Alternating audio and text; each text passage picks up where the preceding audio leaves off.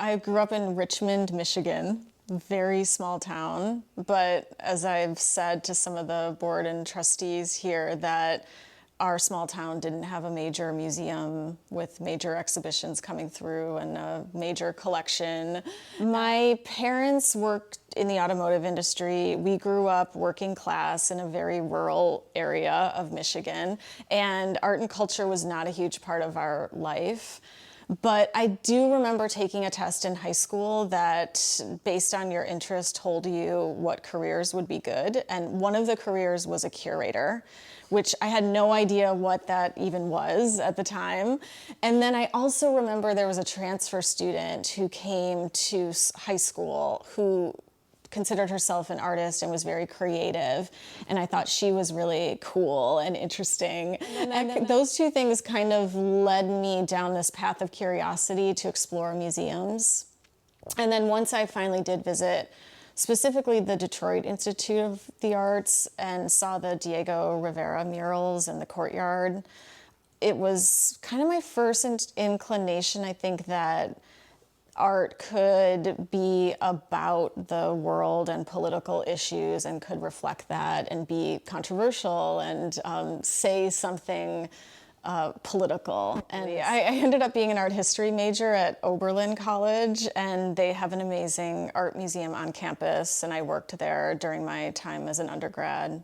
And then I went straight to grad school with an art history degree and was interning at the Museum of Contemporary Art in Chicago when I was in grad school, and then ended up staying there. There is a school of thought that museums shouldn't have labels explaining things, and it just tarnishes the perfect view of the artwork. And some people do want an unmediated experience with art and are able to look at it and it comes to life for them.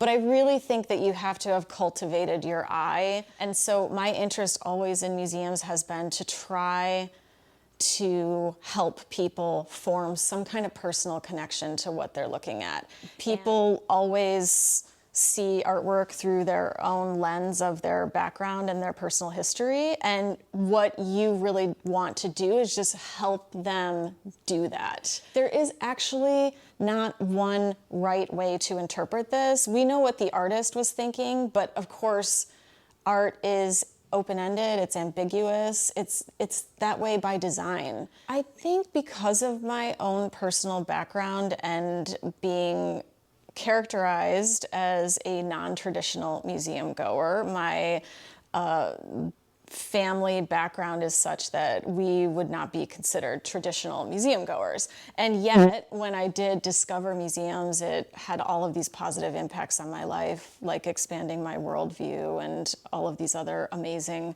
outcomes. And so when I went into working in museums, my goal was to try to make that experience possible for other non-traditional museum goers.